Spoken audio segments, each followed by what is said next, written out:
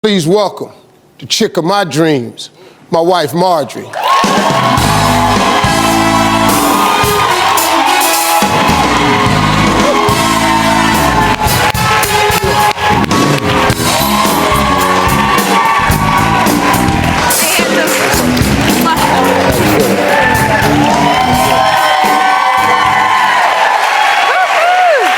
you doing? What's up, girl? Good, I'm good.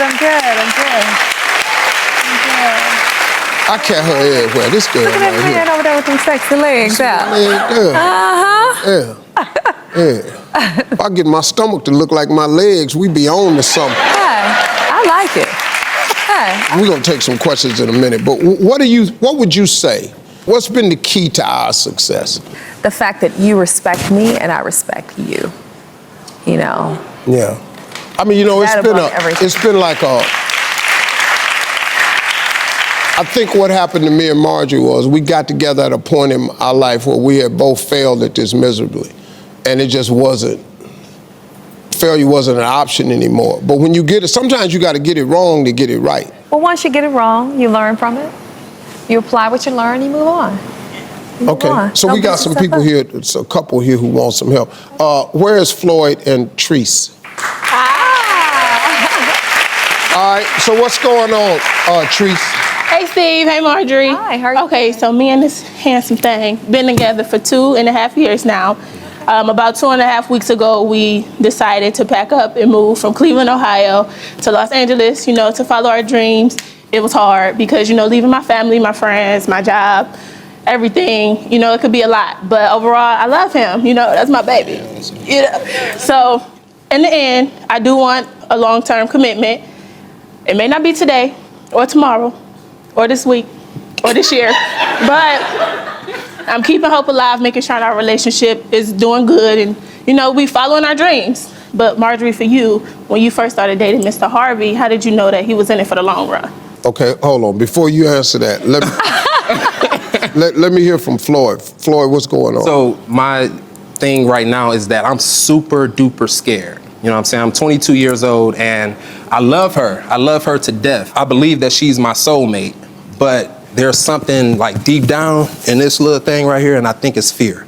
So my question to you, Steve, is how did you know when you were ready to commit to the woman of your dreams? Marjorie, you want to start? Okay, well, first off, let me just say this. You have to trust yourself. As far as when Steve and I got together, he had a whole nother idea of what he was planning on doing after his divorce. He was planning on having a arrival and departure to schedule on his door. And when you got there, you signed in, you saw what time you got there, and then the next one, she'd leave, and then the next one come in. Yeah, and I said, well, that's fine. Yeah. Okay. That's fine. Yeah, that's what I was going to do. But my name's not going to be on that list. Right. So it's one of those things. Once you know what you want, and if he wants you, then he knows what it's going to take for you. And that's what I call a very soft threat. That ultimatum was because what actually happened was she was in my place in New York. My phone rang while she was over there asleep on the couch. And the phone rang, and it was a girl. And I'm over there against the window at my desk talking, but I hung up. I didn't know she heard it. So I fell asleep, and then I heard some noise in the hallway about 3 o'clock in the morning. And it was her with her coat on and her bags packed, and she was rolling them up the hallway. And I went in there, I said, hey, what's happening? She said, I'm going home. When you're ready for something special and real, you come get me. If I'm still available. Yeah. Exactly. So I had a flip phone back then. What did I do with the flip phone? Broke it, you threw it. Woo. I took that phone, I snapped that phone in half at 3 o'clock in the morning, threw it on the ground, put it in the trash. But see, Floyd, let me say this to do. You kind of got yourself in a tough spot. She gave up everything to move out here with you. Family, friends, comfort. Fellas, you got to stop taking women all the way up to the door. Because they going to want to know where the rest of it at. And now you scared to death because you 22. Yep. But she riding. I'm 22. She came all the way to LA. Yeah. She came That's all the true. way to LA. That's very true. You know, it's been a lot of things, like, you know, negative things that's been trying to hold us back. But we pray every day, you know, we read the Bible every day. You know, we want to be better, like losing our stuff on the way here because we drove here. We lost like everything. So like, you know, Lost the stuff. all our flew clothes. off the top of the car, You know. on our way here. It flew Yeah. off the top of the car. Yeah. So, you know, it's a lot of stuff that's been trying, but we're strong We've and been we're making it happy. happen. Yeah. Yeah. So, you know. So what you gonna do? What you gonna do, sir? What am I gonna do? Yeah. I'm gonna make her mine. Like, for real. Like, I know deep down, like, I do want to be with this woman for sure. I want her to have my kids. Ooh. So we gonna make that happen. And I'm gonna put a ring on it, and I'm gonna do what I have to do to commit to this woman because I don't want nobody else to have her. Okay, For real. And I want to have her for the rest of my life. see, here's the deal. Your question was, how do you know When? and she's the one? It's very simple. If you can't breathe good when she ain't around, she the one. If you miss her, Yeah. if you go somewhere and wish she had came, she the one. That life for me, it ain't gonna be good without her. That's all you want. You just want to be somebody. Yeah.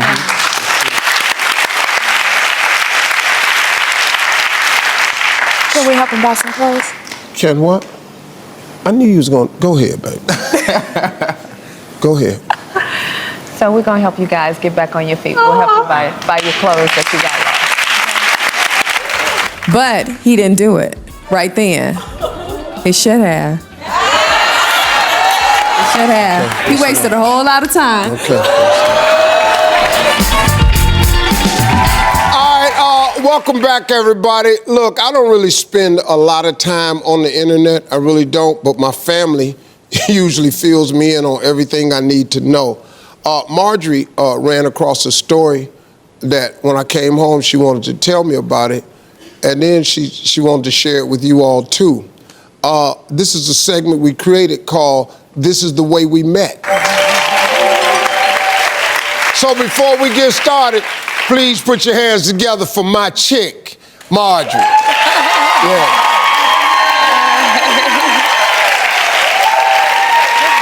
All right, so what you got, baby? Well, darling, you know I live for a good love story.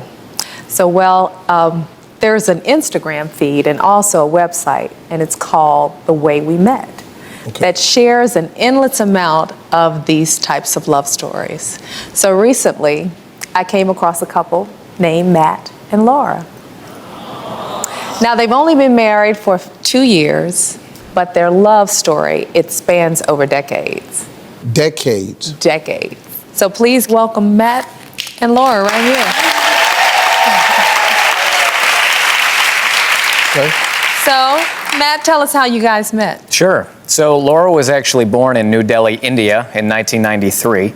And her parents, who were working over there at the time for the U.S. government, found her in an orphanage.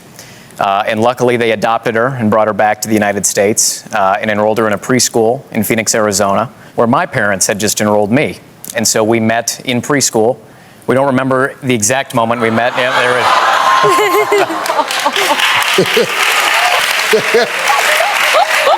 So I don't remember the exact moment we met. We just remember being really drawn to each other, and yeah, that's when a relationship was born. So Laura, you guys have stayed friends your entire life? Our entire lives, yes. Now, Matt, what was it about her that stood out? You know early. right, yeah. Well, Yeah, come on. You know, in preschool. You have to. Yeah. we knew early on. I Look mean, at I was always drawn to her infectious energy, even as a kid. She still has it now, but she's always had this fantastic smile. She's the happiest person I know, the most sincere person I know. You should have found me a little earlier. I should have found you. Yeah, you should have found me a little earlier. Yeah. Well, But you know what was crazy though? I did, because she actually lived in Cleveland when I was there, and you worked at a dry cleaners on 123rd. That was the dry cleaners that my family used to go to. I never met her. It was my cousin's dry cleaners. That was my summer job. But I'm 7 years older than her. So that wouldn't have been good. Now, this is what I just found out. You proposed to her in preschool? Yes, yeah, he that's did. right. We don't really remember like the time that he proposed, but he definitely did. And I told him we need to wait. We need to slow down. This is too fast. Said we should wait till we get older. We should wait until we get a little bit older. We need to slow down. We ain't got no money. We ain't got no job. We ain't got nowhere to stay. We ain't got no car. We ain't got no driver's license. Just we like don't that. have a Social Security card. But you know right off. Yeah. Yeah. That's the way. So I took her advice and I waited a little bit longer. So. Okay, I want to introduce you to the woman behind this beautiful collection of love stories, The Way We Met. Say hello to Brooklyn Sherman. Hi, Brooklyn. Hi. So let me ask you a question. What made you create this website? I think that we live in a world where there's a lot of heaviness in the news and around us. And as you can see, by Laura and Matt, how much joy their love story brought to the internet and to the world. I just think that there's so many amazing love stories just like that. And I think at the end of the day, the most important thing in this life is loving and being loved in return. So, Wow. And who doesn't love a good love story? Thank you very much. That's really cool. I want to say thanks to our amazing couple here. Yeah, thank you. That's an amazing story. And I want to thank my bad chick right here, Marjorie, for being here. Thank you, darling. Hey, Steve. Hi. So I work in a small office, but I have a big problem. My coworker who sits next to me, he's confessed to me several times that he's in love with me. So every day when I walk in, it's like, oh my God, you look so pretty, and oh my God, I should just marry you. Oh my God, how come you never go out with me when I ask you out on a date? The most awkward moment was when he asked me out on a date to go tanning together. So what should I do? That's one way to get your clothes off. I'm 50. I done took a lot of shots in my day. I ain't never said, let's go tanning. But I don't mix business with pleasure. I just want to focus on my work. So what can I tell him to just make him back off forever, Okay, let me ask you a question. Wait a minute. Let me ask you this.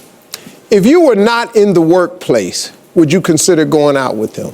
No, I'm just not into him. He's vanilla and I like chocolate.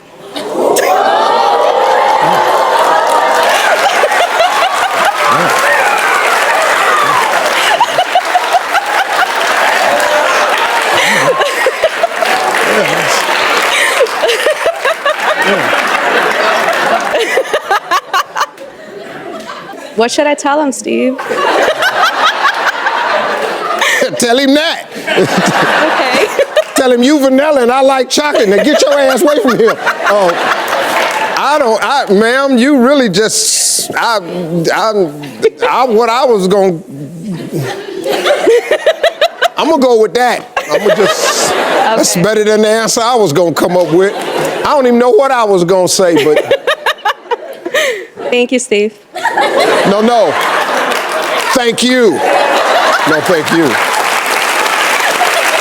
Steve, I've always been taught that the man should traditionally spend 3 months' salary on the engagement ring, but my boyfriend thinks that's too much money. What do you think? I think your boyfriend right. No, Wait a minute.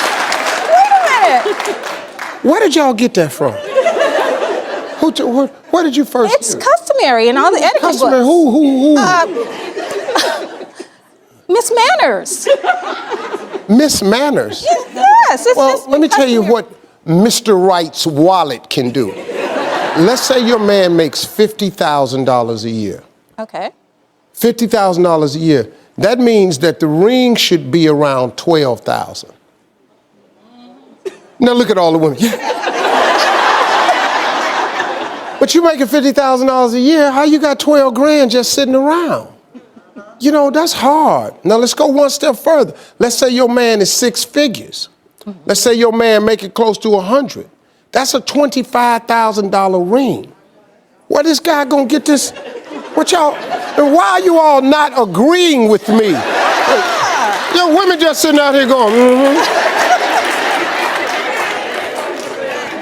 And your point, Mr. Steve? That's a lot of money, man. I would decide on a price that you knew your man could handle. It'll stretch him a little bit. You're going to push him a little bit. Like if he say, well, hold on, baby, I got $5,000 for a ring. You know, you're going to push him to 8. Cause y'all don't know nothing about no budget. So you're going to push your man to 8. And then go out there and find the best looking $8,000 ring where you won't be shamed and just, you know, kind of pick it out together. That's the best way to do it. That 3 months salary, that's hard. You still standing there, but that's it. I'm sorry. I'm sorry.